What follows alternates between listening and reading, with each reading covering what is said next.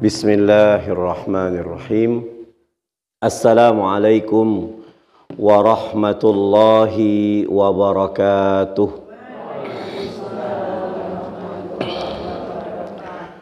Alhamdulillah alladzi an'ama alaina bi ni'matil iman, bi ni'matil islam wa bi ni'matil istiqlal.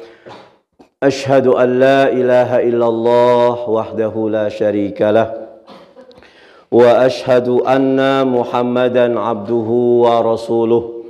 Allahumma salli wa sallim ala rasulillahi sallallahu alaihi wasallam wa ala alihi wa ashabihi wa man sara ala nahjih wa tamassaka bi sunnati rasulih wa sallama tasliman katsira, amma ba'du. Ittaqullaha haqqa tuqatih wa la tamutunna illa wa antum muslimun. Bapak Ibu jamaah pengajian setiap Selasa malam Rabu Masjid An-Nur di Seruni Kota Wonosobo rahimani wa rahimakumullah. Alhamdulillah, kembali Allah Subhanahu wa taala pertemukan kita di masjid ini dalam keadaan sehat wal afiat. Mudah-mudahan Bapak Ibu datang dari rumah menuju majlis ilmu ini dijadikan oleh Allah amal soleh kita semuanya. Saat di dunia, asbab kita selalu mendatangi tempat-tempat ilmu, Allah akan bentangkan kepada kita kemudahan dalam segala urusannya. Mungkin yang hadir di sini ada yang punya hajat. Sampai saat ini belum Allah kabulkan, husnuzon billah, baik sangka kepada Allah, Bu. Mungkin kalau Allah kabulkan saat ini, kita bakal lupa dengan Allah. Kita bakal lupa kajian tiap Selasa Rabu. Kita bakal lupa untuk memenuhi majlis-majlis ilmu di Wonosobo ini. Setiap apapun keputusan Allah, insya Allah berbanding lurus dengan maslahah pada kita semuanya. Sesuai dengan tema kita saat ini, merdeka itu lillah. Lillah yang pertama, bahwa merdeka itu adalah campur tangannya Allah, takdirnya Allah. Allah mentakdirkan bahwa orang Indonesia ini sudah mumpuni untuk menerima kemerdekaan. Lillah yang kedua ini, merdeka berarti titipan dari Allah Subhanahu wa ta'ala. Karena Allah yang maha segala-galanya. Termasuk kemerdekaan yang Allah titipkan kepada bangsa Indonesia yang sudah berusia 77 tahun ini tetap menjadi titipan buat kita. Apakah ke depan Allah tetap akan menitipkan kemerdekaan buat kita? Apa sebaliknya Allah akan cabut kemerdekaan Indonesia ini? Kita memang tidak dijajah secara fisik mungkin, tapi mungkin otak kita dijajah, anak-anak kita dijajah. Na'udzubillahi min dzalik. Dan lillah yang ketiga, bagaimana kita gunakan kemerdekaan ini untuk selalu mendekatkan diri kita kepada Allah Subhanahu wa ta'ala. Kalau kita menyambut kemerdekaan ini dengan sesuatu dunia saja, apa bedanya kita dengan orang-orang agama sebelah? Kalau kita menyambut kemerdekaan hanya sebatas untuk euforia saja, senang-senang saja, tidak ada nilai agamanya, maka semua mubah di hadapan Allah. Kita kepengen apa yang dilakukan oleh umat Islam ini bernilai ibadah. Maka malam ini satu persatu kita akan sobek-sobek. Kita akan kaji. Mudah-mudahan sebelum jam 9 sudah selesai. Ngaji sama saya jangan banyak-banyak, Bu. Yang penting singkat, padat, jelas, diamalkan. Ini yang penting. Ibu bapak rahimani wa rahimakumullah.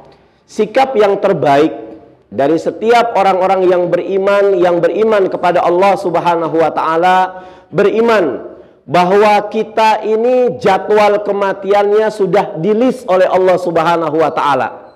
Wa tilkal ayyamu nudawiluha bainan nas. Hari kami putar di antara manusia. Kalau saat ini kita sedang berada di atas, maka hati-hati. Suatu saat Allah akan turunkan kita. Mungkin turun step by step, atau turunnya dipaksa oleh Allah Subhanahu wa taala. Maka yang di atas jangan sombong. Al-mutakabbir, pakaian sombong itu hanya layak pantas dipakai sama Allah. Kita itu cuman melanjutkan amanah Allah, titipan Allah. Kemudian yang di bawah nggak usah pesimis. Kalau saat ini kita miskin, insya Allah dunia berputar. Kita miskin, ditinggal suami, anak-anak kita ada 6 orang, berapa banyak? Suami sudah meninggal, di awal, ya Allah ini gimana? Suami saya yang kerja, suami saya jaga toko, beliau pegawai, tapi engkau ambil dariku suamiku ya Allah. Kita merasa suami kita itu adalah pemberi rezeki. Padahal suami kita adalah cuman pencari rezeki. Pemberi rezeki nggak akan pernah pensiun. Pencari rezeki sudah pasti bakal pensiun. Dan tidak sedikit janda yang penghasilannya biasa-biasa saja, tapi bisa menghidupi anak-anaknya sampai 5 orang. Dan jadi orang semuanya, Bu. Kuliah, Masya Allah, kerja di mana-mana. Karena ini ibu matematikanya bukan matematika dari Gramedia, bukan matematika dunia, tapi matematika kacamata Allah Subhanahu wa taala. Tapi sebaliknya, orang yang patokannya matematikanya dunia, kadang-kadang kebablasan, uang di mana-mana, tokonya di mana-mana, merasa dirinya sudah punya prospek buat anak-anaknya. Asuransi prudensial didaftarkan, asuransi pendidikan didaftarkan. Lah, saya mah sudah tenang, Bu. Anak saya dari mulai brojol sudah saya daftarkan asuransi. Sampai 18 tahun ke depan asuransi keluar, saya akan kuliahkan anak saya, sudah tenang. Ternyata anaknya tidak sampai umur 18 tahun meninggal, klaim asuransinya nggak bisa diambil. Banyak, Bu. Makanya ces iman itu perlu supaya kita tidak mensyirikan Allah Subhanahu wa taala. Memang kita dalam wujud aslinya kita nggak mensyirikati Allah, tidak mensekutukan Allah, tapi kadang-kadang tanpa kita sadari, si istri tawakal kepada gaji suami, si istri tawakal kepada deposito suami, si istri tawakal kepada suami saya masih kerja kok. Ketika suami dicabut oleh Allah Subhanahu wa taala, kemana kita akan bergantung kepada selain Allah Subhanahu wa taala? Maka orang-orang yang beriman itu selalu siap sedia. Kita nggak perlu takut mati. Yang kita takutkan ketika datang malaikat Israel mencabut nyawa kita, apakah kita sudah siap bekal untuk menemui Allah Subhanahu wa taala? Orang beriman gak takut mati, orang beriman gak cari mati, tapi orang beriman justru kangen bertemu dengan Allah Subhanahu wa taala.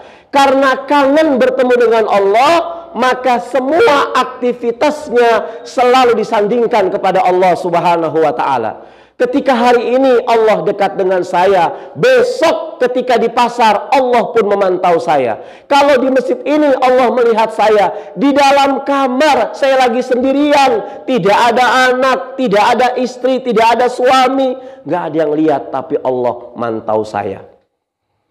Maka lillah yang pertama adalah apa? Lillahi Rabbil Alamin. Kita yakin kepada Allah bahwa semua alam semesta ini diatur oleh Allah Subhanahu wa taala. Saat ini kita duduk di sini sudah menjadi proyeknya Allah, Bu. Sudah menjadi rencananya Allah Subhanahu wa taala. Dalam hadits qudsi Rasulullah SAW mengatakan, melanjutkan firman Allah dalam hadits qudsi dikatakan, kataballahu azza wa jalla maqadiral khalaik qabla khalaqas samawati wal ard qadra khamsina alfasana. Allah itu telah menuliskan peristiwa yang akan kita lakukan, yang mau kita lakukan sebelum Allah menciptakan langit dan bumi ini 50.000 tahun yang lalu, Bu. Makanya dalam Islam tidak ada yang kebetulan. Orang yang sering ngaji, orang yang sering duduk di majelis taklim, dia akan dices imannya, maka kata-katanya ketika ada peristiwa yang mengagetkan, beliau selalu mengucapkan qadarullah, bukan dilalah. Dilalah untuk orang-orang yang nggak pernah ngaji. Karena sesuatu kebetulan dalam Islam itu nggak ada. Semuanya sudah proses. Ustadz, kalau seandainya takdir itu sudah Allah putuskan, terus bagaimana dengan kami? Misalkan takdir kami jelek, Ustadz, bisakah takdir itu dirubah? Sangat bisa. Di pertemuan yang dulu saya pernah ngebahas, ada takdir mutlak, ada takdir mu'allaq atau takdir mubrom. Ya, takdir mutlak itu sudah pasti. Apa itu? Mati. Rezeki.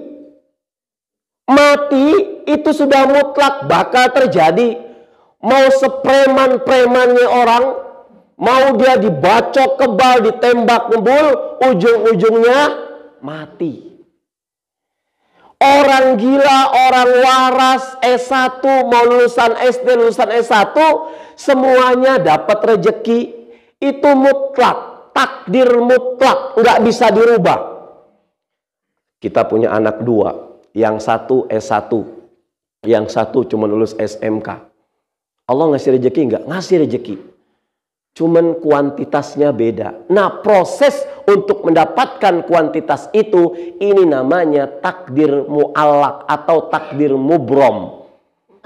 Allah menuliskan anak kita, na'udzubillah, ajalnya mati, tapi prosesnya menyedihkan. Gantung diri, mungkin ketabrak semut, mungkin, Bu.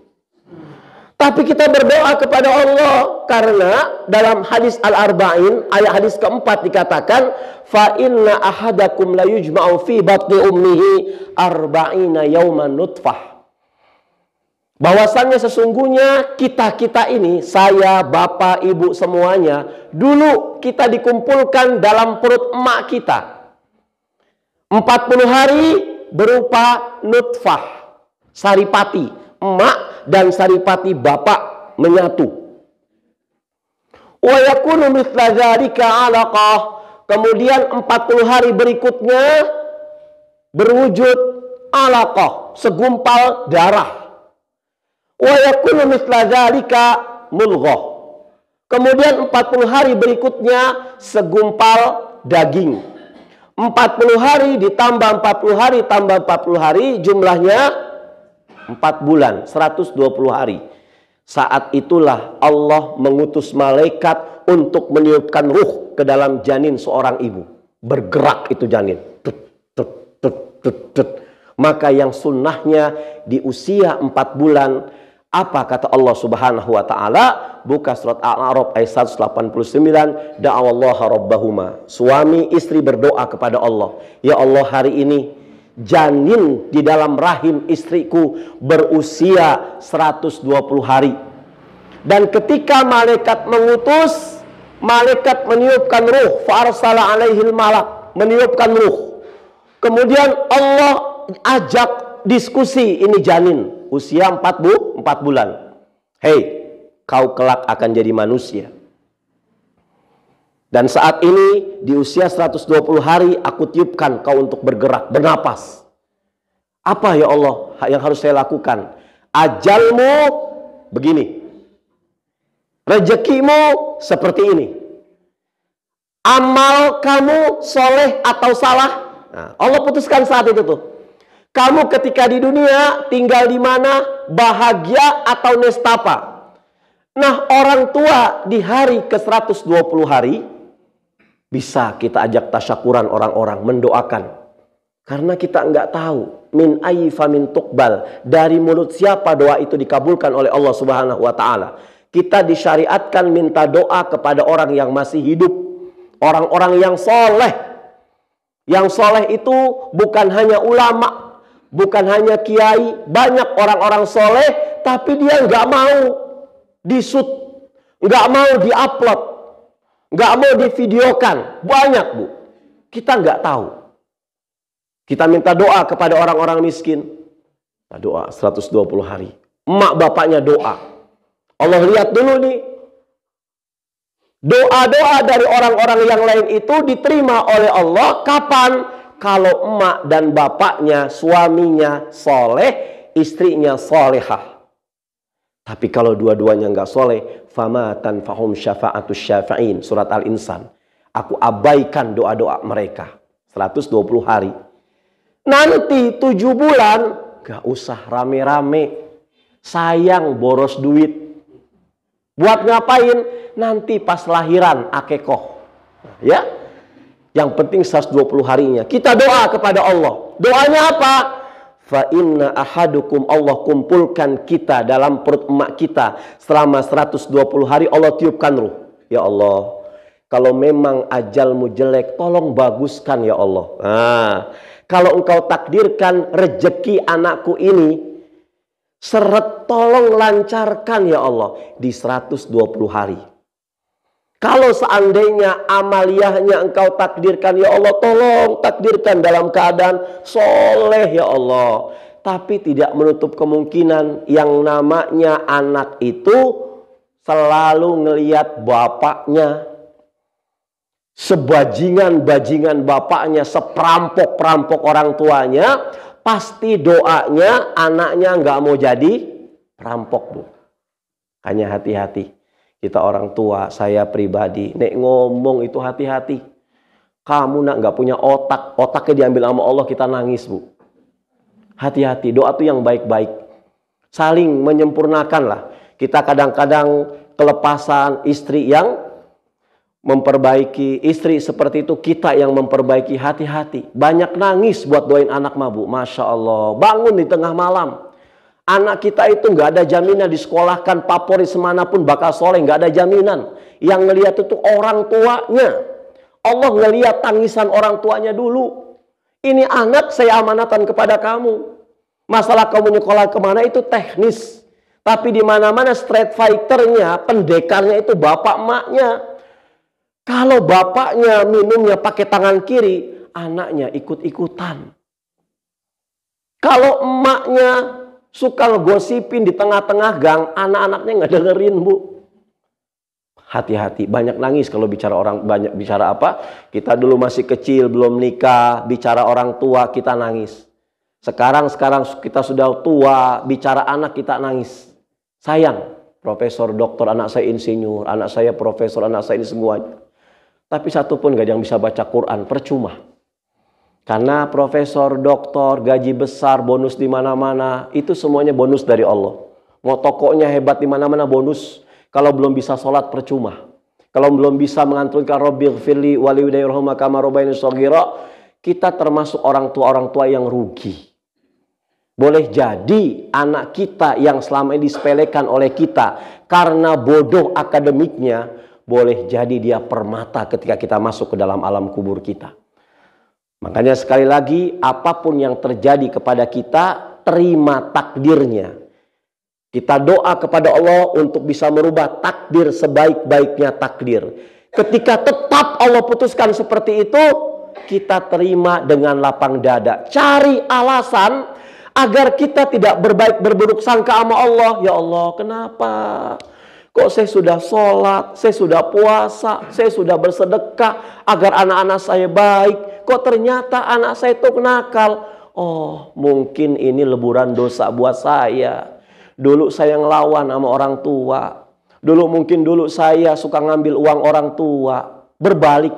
Cari alasan agar kita tidak menjustis Allah. Cari alasan agar kita tidak semena-mena mengadili Allah Subhanahu wa Ta'ala. Apapun yang Allah putuskan buat kita berbanding lurus dengan masa depan kita. Lillahi Rabbil Alamin. Allah yang mengatur, yang maha memiliki, yang memelihara alam semesta ini semuanya dalam aturan Allah Subhanahu wa ta'ala.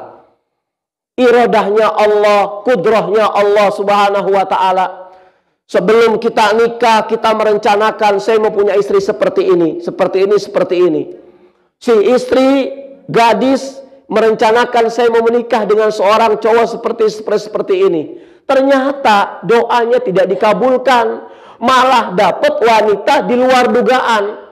Allah memutuskan itu berbanding lurus dengan masalahnya dia.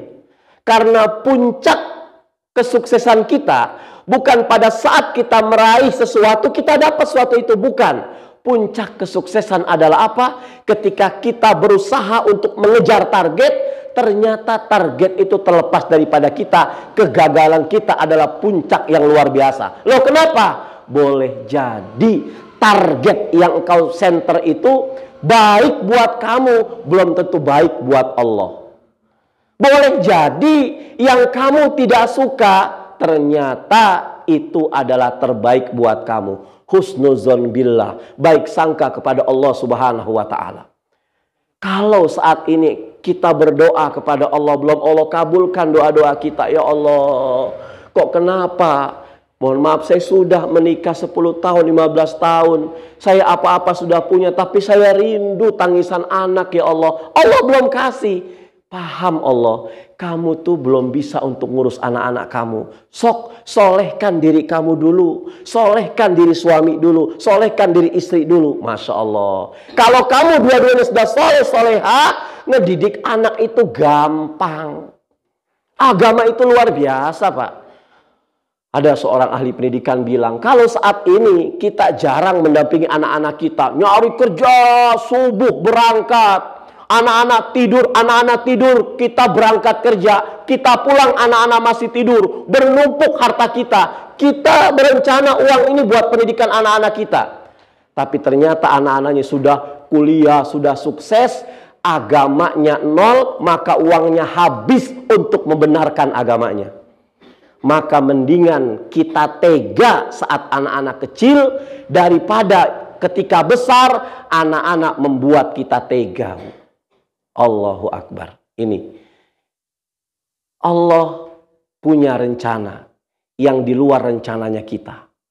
Saya merencanakan sesuatu untuk istri saya. Istri saya merencanakan sesuatu buat anak-anak semuanya. Tapi ternyata wa ma tasyauna illa ayyashallahu rabbul alamin. Semua rencana kita itu semua di dalam palunya Allah ketika memutuskan. Tugas kita sederhana di dunia ini. Ngapain Ustadz?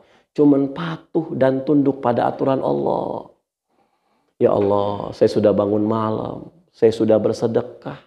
Saya sudah sholat nangis-nangis. Kok belum nyampe? Tunduk patuh pada aturan Allah. Lihat prosesnya Allah Subhanahu wa ta'ala. Gak usah ikut persugihan. Gak usah, Ibu. Ngapain ikut persugihan? Saya dengar di kampung belakang itu, di rumah saya itu, ternyata kemarin ada seorang wanita mati, ininya gosong, kemudian bibirnya segede pisang. Saya takziah ke sana, ternyata suaminya pertama yang meninggal, kedua anaknya kaya, Bu, paling terkaya beliau di desa itu. Wallahu a'lam ceritanya gimana. Akhirnya saya mau ngambil cucunya itu, ternyata cucunya dibopong oleh bapaknya langsung ke Solo. Saya mau ngambil, kena nggak cucunya kalau saya ngambil? Hati-hati, setan itu lebih cerdas daripada kita. Ketika ada ilmu-ilmu kayak begitu, boleh jadi ketika kita ingin sesuatu dengan jalan yang bukan dari jalan Allah, itu iblis mengaminkan doa kita, Bu. Nggak ada sesuatu yang instan itu nggak enak. Coba makan mie instan aja sebulan, Bu. Kalau nggak moncor, ya betul. Yang enak-enak itu bertahap, Bu. Loh ya Allah, kenapa kok 5 hari 5 malam kok dagangan saya nggak laku-laku? Kita cross check, jangan pernah suuzon sama orang. Mungkin orang di sebelah jahil kali sama saya, enggak. Setiap datang musibah kepada kita, coba cek kemaksiatan apa yang telah kita lakukan sampai Allah itu murka kepada kita. Cek itu aja. Kalau kita mikirin orang stres, kita pusing. Kita tunduk dan patuh pada aturan Allah. Jalani saja, jalani. Jangan terlalu berpatokan, waduh kalau saya resign dari sini, nanti anak-anak saya makan apa? Loh, jangan seperti itu. Allah itu paling benci, Allah itu anti dipoligami. Pada saat kita sudah dihijrahkan oleh Allah, terima. Ya Allah ini gimana. Ustadz, kebetulan saya buka nasi goreng Ustadz. Di awal-awal rame Ustadz, tapi kok akhir-akhir ini nggak rame. Dicek. Saya nemuin Ustadz di warung, ada apa? Ada tanah kuburan. Ada batu nisan.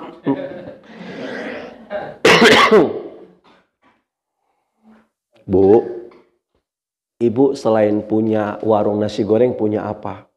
Saya punya properti Ustadz. Saya punya isi ulang minuman Ustadz. Bu, mungkin kalau toh tetangga sebelah yang tukang nasi goreng dia ngadu ke dukun, terus Allah ijabah, Allah bangkrutkan dagangan ibu lantaran dukun itu. Allah tuh ngeliat, ibu tuh serakah banget sih. Mungkin tukang nasi goreng sebelah, dia nggak punya sambilan lagi selain nasi goreng. Ibu sudah punya properti, sudah punya air minum isi ulang. Kok mau nabrak rezeki orang? Jangan. Begitu ya Bu? Ini namanya husnuzon billah. Kita nggak bakal stres Bu kalau hidup seperti ini. Jalani. Pokoknya apapun yang terjadi pada diri kita, selama kita selalu melibatkan Allah, itu keputusan Allah yang maha bijaksana. Indahnya alam semesta ini semua dalam ketaatan Allah Subhanahu wa Ta'ala. Coba kalau seandainya bulan, bintang, planet, mereka nggak taat kepada Allah, saling bertabrakan setiap malam. Mereka nggak berputar pada porosnya. Kata Allah, berputar pada porosnya.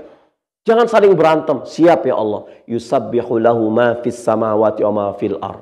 Mereka bertasbih kepada Allah Subhanahu wa Ta'ala. Kita tidur, mereka bertasbih. Kita bertasbih, mereka bertasbih. Dan mereka nggak pernah tidur.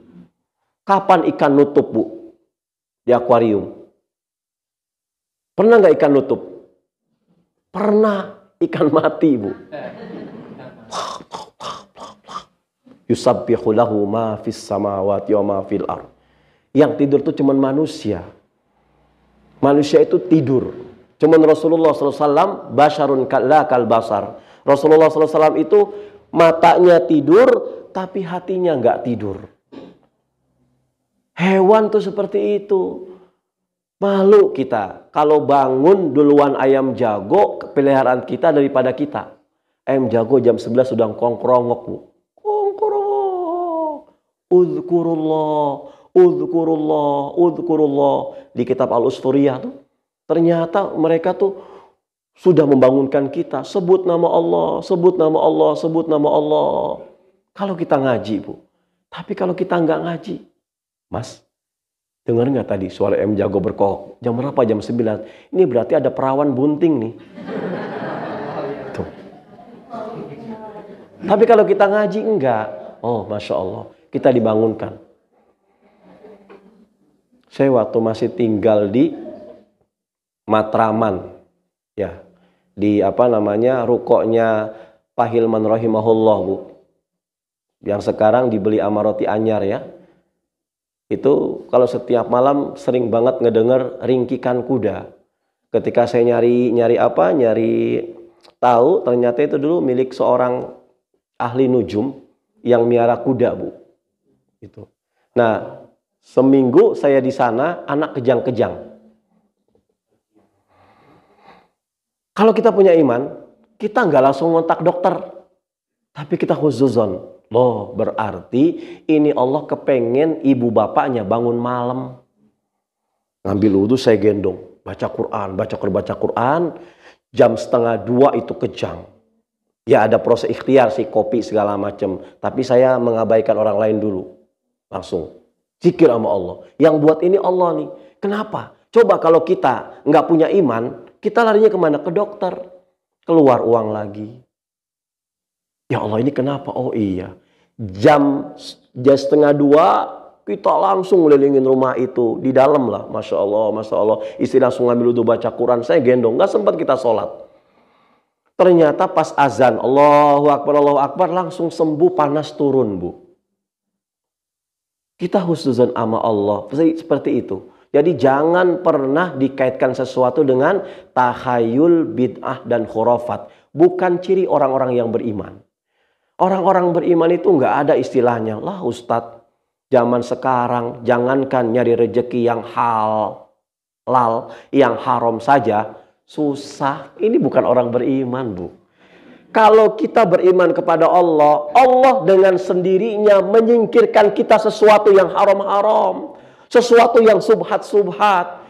Kalau saat ini kita sholat, saat ini kita dengar kajian, saat ini kita ke masjid, masih didekatkan dengan harta yang haram, jangan salahkan Allah. Dipertanyakan aktivitas ibadah kita kepada Allah Subhanahu wa ta'ala. Allah itu maha dahsyat. Allah itu maha paham tentang kita. Allah itu pasti nggak akan menjerumuskan orang-orang yang beriman. Bagaimana mungkin? Orang yang nggak sholat saja dikasih rejeki, masa kamu yang sholat takut sama Allah sih tentang rejeki? Ayam dari modal tahun atu, cuman modal paruh dengan ceker, bisa cari makan di Wonosobo, Bu. Anak kita dimutasi, dipecat sama kantornya, stres. Jangan. Kita stres, kita psikosis, kita depresi karena kita menolak takdir Allah. Kita menolak, menabrak keputusan Allah. Ya Allah, kok seperti ini sih? Saya kan sudah nyantunin anak yatim, ya Allah. Saya kan sudah sholat, ya Allah. Saya kan sudah qiyamul lail, ya Allah. Kok masih seperti ini? Kita pikiran. Akhirnya mati. Orang beriman itu, Masya Allah, ketika ada takdir, dan takdir itu yang tidak pernah diharapkan datang kepada dia, dia sambut dengan doa. Allahumma inna la nas'aluka ruddal qada. Ya Allah, kami enggak menolak takdirmu, ya Allah. Takdirmu adalah takdirmu, ya Allah. Siapa yang bisa menolak takdir Allah? Ibu cinta kepada suami, saya cinta kepada istri, cinta kepada anak-anak kita. Tapi kalau Allah lebih cinta kepada anak kita, Allah ambil anak-anak kita. Lagi lucu-lucunya diambil anak-anak kita. Kita nggak bisa menolak takdir Allah. Maka cerdasnya orang-orang yang beriman itu ketika ada takdir yang dia tidak suka dengan keputusan Allah, disambut dengan doa. Aku nggak bisa menolak takdirmu, ya Allah. Tapi tolong berikan kepadaku, ya Allah, keikhlasan. Berikan kepadaku, ya Allah, ketawakalan. Berikan kepadaku, ya Allah, hati berserah diri kepadamu, ya Allah. Dan tolong masukkan ke dalam pikiranku kecerdasan agar aku bisa menangkap ada apa di balik hikmah ini. Tuh, Masya Allah, Bu. Kenapa ya? Kok saya sakit terus tuh, kenapa? Ya Allah, kenapa kok saya moncor ini? Kenapa ya? Oh, asbabnya sambal. Padahal sambal nggak bisa memoncorkan, Bu. Yang bisa memoncorkan tuh Allah, bukan sambal. Cuman mungkin Allah mau ngebersihin perut kita. Perut kita banyak kemasukan barang-barang haram. Oh, dibersihin sama Allah Subhanahu wa ta'ala. Apapun yang saat ini kita minta belum Allah kabulkan, sabar. Dan sabar. Rezeki kita beda dengan rezeki bapak kita. Rezeki bapak beda dengan rezeki anak-anak kita. Boleh jadi saat ini saya punya toko besar, anak saya nggak usahlah kuliah, meneruskan nanti singgasana kerajaan toko saya. Belum tentu bisa sesukses ibu, belum tentu bisa sesukses bapak. Karena rezeki orang tua dan rezeki anak itu beda. Wa ma tasyauna illa ayyasha Allah Rabbul Alamin. Manusia punya rencana, Allah yang memutuskan rencana itu. Saya kepengen anak-anak saya boleh jadi toko, boleh jaga toko saya. Tapi dia harus hafal Quran. Dia harus jadi insinyur. Dia harus dokter segala macam. Nanti suatu saat toko ini bisa diambil alih. Nah boleh sambilan anak-anak saya. Rezeki nggak ada yang sama. Saya selalu mengilustrasikan guru kita Zainuddin MZ, ya, Kiai Zainuddin MZ. Beliau dai sejuta umat, Bu. Anaknya 2 orang kalau ceramah jiplak-jiplak copy paste mirip suara dia. Tapi rezekinya beda, Bu. Malah yang terkenal Ustadz Julianto. Yang terkenal Ustadz Irfan. Yang terkenal Ustadz Eva, Sada Eva, Ustadz Abdul Somad. Rezeki beda-beda, gak bakal. Masya Allah, ini kita boleh merencanakan, tapi tetap Allah yang memutus, Allah yang memutuskan. Maka orang-orang yang beriman itu ketika punya masalah, ketika dia lagi stres, ketika dia lagi depresi post-post syndrome, ada rasa takut, jangan sampai kita nyari jalan keluar di luar dari jalan Allah. Waman a'rada an dzikri, barang siapa yang diberi peringatan oleh Allah berupa musibah, berupa permasalahan, tapi dia berpaling dari jalan Allah, fa innahu ma'isyatan donka, maka kelak hidupnya akan dipersempit oleh Allah Subhanahu wa taala. Rezekinya sempit, kesehatannya sempit, ruang geraknya sempit. Tapi Ustadz, saya lagi stres Ustadz, saya pelesir naik gunung, bahagia Ustadz. Baik, bahagia Anda bahagianya semu. Saya lagi pusing Ustadz mikirin keluarga, saya ajak keluarga ke Singapura. Senang Ustadz, hilang permasalahan. Hilang permasalahannya semu. Mata'un qalil wa azabun alim. Itu semuanya adalah azab Allah yang tertunda. Punya masalah, datang ke Allah, Bu. Allah lebih paham permasalahan. Kalau tuh datang ke ustadz, datang ke ulama, hanya sebatas curhat dengan mereka. Jangan sampai minta amalan. Ustadz, amalannya apa? Nggak usah. Amalan orang berbeda-beda. Ada kiai A, dia mengamalkan ini, rezekinya lancar. Istrinya 4 misalkan. Ya kan? Pondoknya besar. Ada muridnya mengamalkan blek kayak kiai ini, gak mungkin sama. Kenapa? Ketakwaannya berbeda-beda. Allah tuh ngasih rezeki kepada kita semuanya. Kalau dari segi kuantitas, insya Allah sama, Bu. Sama. Allah akan berikan kepada kita sesuai dengan apa yang kita butuhkan. Tapi Allah nggak memberikan sesuai dengan keinginan kita. Enggak. Yang membedakan qanaah atau tidak qanaah. Makanya cerdasnya orang-orang yang beriman itu ketika masuk takdir. Takdir yang dia sukai, oke. Takdir yang tidak dia sukai, semuanya disambut dengan kalimat Alhamdulillahirabbil alamin. Ya Allah, segala puji bagi Allah, Rabb yang memelihara, yang menguasai seluruh alam ini. Apapun yang terjadi, Alhamdulillahirabbil alamin. Lagi kaya, Alhamdulillahirabbil alamin. Lagi miskin, Alhamdulillahirabbil alamin. Lagi lancar, pelanggannya penuh, Alhamdulillahirabbil alamin. Lagi nggak ada satupun pelanggan pun, Alhamdulillahirabbil alamin. Bisa Ustadz begitu? Bisa, praktekkan, Bu. Kita lagi banyak pelanggan, zuhur berkumandang, kita sholat, Allahu Akbar, baca suratul Fatihah, Alhamdulillahirabbil alamin. Pada saat ibu buka toko, dari pagi sampai maghrib, nggak ada yang beli. Ketika sholat baca Fatihah, apa langsung Ar-Rahmanir-Rahim? Alhamdulillahirabbil. Ya Allah, ini orang-orang beriman luar biasa. Apapun permasalahan dilalui dengan Alhamdulillahirabbil alamin. Bahkan emak kita mati, bapak kita meninggal, anak-anak kita diambil oleh Allah Subhanahu wa taala. Orang beriman itu nangisnya itu cuman kamuflase saja, padahal hatinya tegar. Inna lillahi wa inna ilaihi raji'un, cuman formalitas saja. Padahal dia mengucapkan Alhamdulillahirabbil alamin. Bukan karena nyumpahin, tapi karena memang sesuatu terjadi karena Allah. Mana istri saya? Saya mau sholati jenazahnya. Allahu Akbar. Takbirat pertama yang kita baca setelah takbiratul pertama apa? Alhamdulillahirabbil alamin. Enggak serta-merta saya nggak baca Al-Fatihah ya Allah. Kalau baca Al-Fatihah saya langsung Ar-Rahmanir-Rahim. Nggak bisa. Karena saya cinta anak-anak saya, nggak bisa. Ini orang-orang beriman yang luar biasa. Ya, jadi semuanya itu tunduk dan patuh pada aturan Allah. Tugas kita cuman tunduk. Ya Allah, siap ya Allah. Jalani dengan ketakwaan, jalani dengan keimanan. Pernah kita semua seperti itu.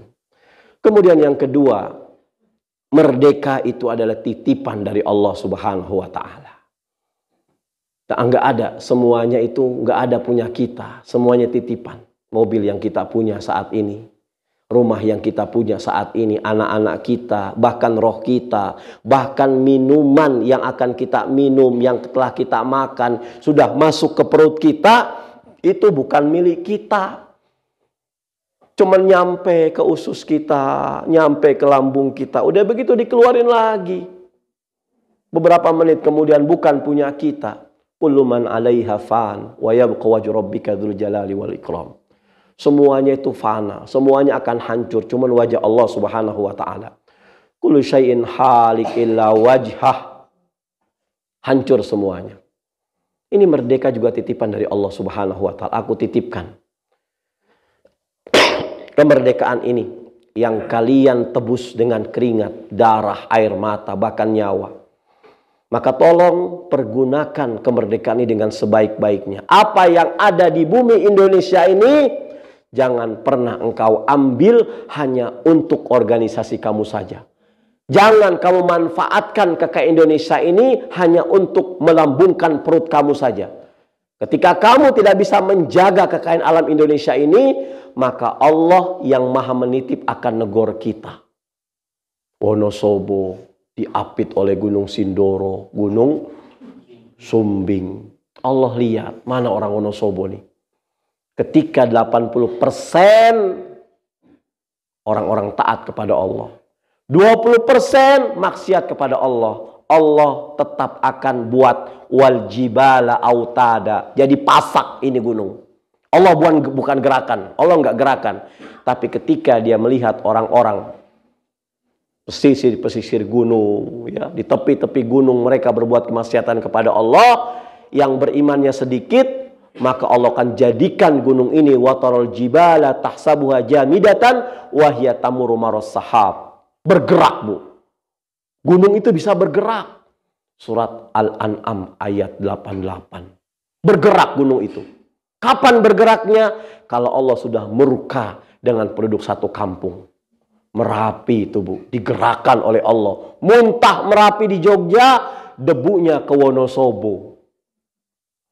Merapi demo kepada manusia. Kalau rakyat yang demo, anak buah dan res turun, anak buah dan Ramil turun, bubar rakyat. Tapi kalau Gunung Merapi yang demo, siapa yang bisa menyangkal? Siapa yang bisa menyelesaikan? Tenang, ada Mbah Marijan. Nyungsep Mbah Marijan. Sekarang Mbah Marijan lagi bersantai-santai dengan Mbah Surip. Kata Mbah Surip, tenang Mbah Marijan, tak gendong sampean. Masya Allah. Artinya apa? Baik-baik sama yang punya Gunung Sindoro, Gunung Sumbing. Khawatir kalau dia meletusnya tidak sesuai dengan harapan kita. Tapi kalau kita baik-baik sama yang maha memiliki Gunung Sindoro, Gunung Sumbing, maka pada saat meletus itu meletusnya pelan-pelan. Pelan-pelan. Nah, kemerdekaan yang telah kita nikmati ini adalah jerih payah orang-orang tua kita dulu. Islam yang memiliki aset terbesar dalam membuat Indonesia ini merdeka. Memberikan sugesti yang penuh kepada orang-orang tua kita dulu. Memberikan semangat yang luar biasa kepada orang-orang tua kita dulu. Apa penggeraknya? Iman. Karena iman inilah orang-orang tua kita dulu tuh cinta kepada tanah air. Qadarullah, musuh kita penjajah itu orang-orang kafir. Maka ketemulah cinta kepada tanah air dengan semangat jihad yang diajarkan oleh agama. Maka bangkitlah kiai dengan santrinya, ulama dengan jamaahnya, bahu-membahu bersama Tentara Nasional Indonesia dalam rangka memperebutkan kemerdekaan. Pangeran Diponegoro pakai sorban, pakai jubah, ya. Itu bukan tradisi Arab. tapi beliau mengikuti ittiba sunnah Rasulullah SAW. Ada imam bonjol, pakai sorban juga. Saulin nggak pakai sorban, pendeta pakai jas.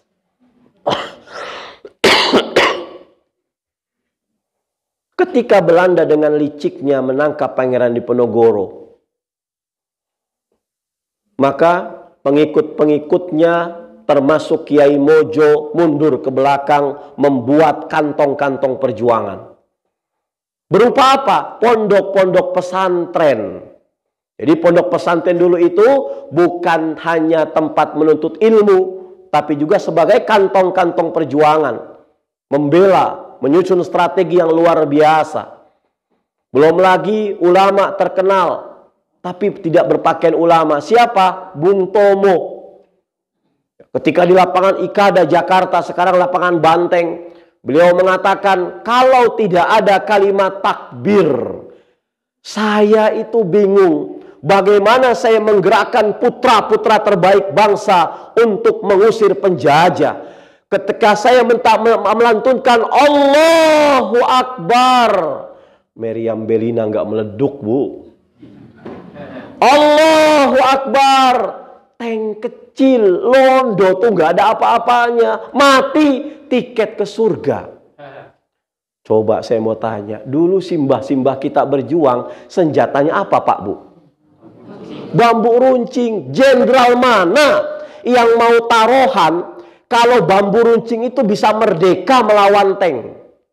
Jenderal mana yang mau taruhan kalau bambu runcing itu bisa menang merdeka melawan meriam, melawan senjata-senjata profesional? Gak ada. Tapi toh terakhirnya menang bambu runcing. Akhirnya pengakuan orang-orang tua kita dulu, ini bukan karena bambu runcingnya, tapi apa? Atas berkat rahmat Allah yang maha kuasa, lillahi rabbil alamin. Dan dengan didorongkan oleh keinginan luhur, terjadi merdeka. Ini kalimat bukan hanya sekedar kalimat, not decoration only. Tapi ini kalimat pengakuan yang jujur dari pahlawan-pahlawan kita bahwa Allah ikut campur tangan dalam kemerdekaan negara Republik Indonesia ini. Kalau tidak, mana mungkin bambu runcing bisa menang melawan tank, melawan meriam semuanya. Maka iman itu harus kita jaga. Kita wariskan ke anak-anak kita, Bapak Ibu. Ya Allah Ustadz, saya nggak bisa mewariskan harta ke anak-anak saya nggak punya warisan. Ya Allah Ustadz, kasihan anak-anak saya, kenapa? Saya nggak punya harta. Nggak apa-apa, Bu. Yang penting jangan pernah tidak mewariskan iman. Kalau kita bisa mewariskan iman ke anak kita mau dikirim ke Belanda, mau dikirim ke Jepang, mau dikirim ke Amerika, kalau landasannya iman, insya Allah aman. Ketika kita lahir brol ke alam dunia ini, bapak kita dengan segera Allahu Akbar, Allahu Akbar. Anak lagi nangis, langsung diem. Kedenger tuh. Masya Allah, otak bayi itu kan kosong, Bu. Nggak ada rekaman. Kalau diisi dengan rekaman, kuat. Sebelum anak kita dengar lagu Campur Sari, lagunya Ricky Martin segala macam, ya. Kita langsung masukkan Allahu Akbar, Allahu Akbar. Wahai nak, bapak sengaja memasukkan ke telinga kanan kamu. Kamu sambut dengan telinga kiri kamu. Apa, Pak? Lafzul jalalah, suara iman. Maksudnya apa, Pak? Pesan bapak ke kamu, nak. Kalau kamu sudah besar nanti, monggo kamu punya cita-cita setinggi langit di angkasa. Silahkan kamu jadi polisi, nak. Tapi polisi yang beriman. Kalau kamu mau jadi tentara, nak, tentara yang beriman. Kalau tentara, kalau polisi beriman, maka dia akan bekerja sama dengan para ulama untuk membasmi kemungkaran yang ada di bumi Indonesia ini. Tapi kalau polisinya nggak beriman, tentaranya nggak beriman, maka mereka berdua akan nangkep-nangkepin ulamanya, Bu. Kalau kamu jadi pedagang, nah pedagang yang beriman, takut sama Allah, rezeki itu sudah catatan Allah, nggak usah ngurangi timbangan, nggak usah berbuat curang. Nah percuma kamu banyak uang tapi buat berobat ke dokter, percuma kamu banyak uang tapi anak-anak nggak selamat dunia akhirat. Ingat, Allah tuh tahu kapasitas dompet kita, Allah tahu kapasitas lemari kita. Jangan pernah kita menabrak keputusan Allah Subhanahu wa taala. Iman, iman, iman dan iman.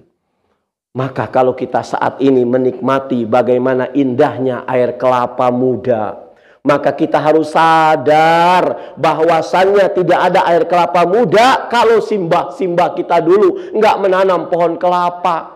Maka yang saat ini menikmati kemerdekaan sadar diri, kemerdekaan ini tidak terjadi dengan kadonya Jepang, bukan hadiah dari Belanda. Kemerdekaan ini turunnya bukan seperti embun yang tengah malam turun ke muka bumi ini. Kemerdekaan bukan hanya mengucapkan simsalabim, abrakadabra, tapi kemerdekaan ini dengan keringat, air mata, darah, bahkan nyawa orang-orang tua kita dulu. Maka syukuri kemerdekaan dengan mendoakan para pahlawan.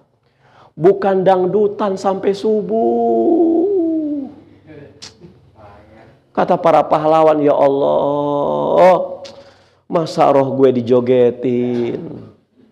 Doakan mereka. Jangan pernah kotori darah mereka dengan kemaksiatan-kemaksiatan yang kita lakukan. Karena kita sadar kemerdekaan ini adalah titipan dari Allah Subhanahu wa taala. Kalau kita nggak bisa mensyukuri nikmat kemerdekaan ini, Allah akan ambil kemerdekaan dari bumi Indonesia ini.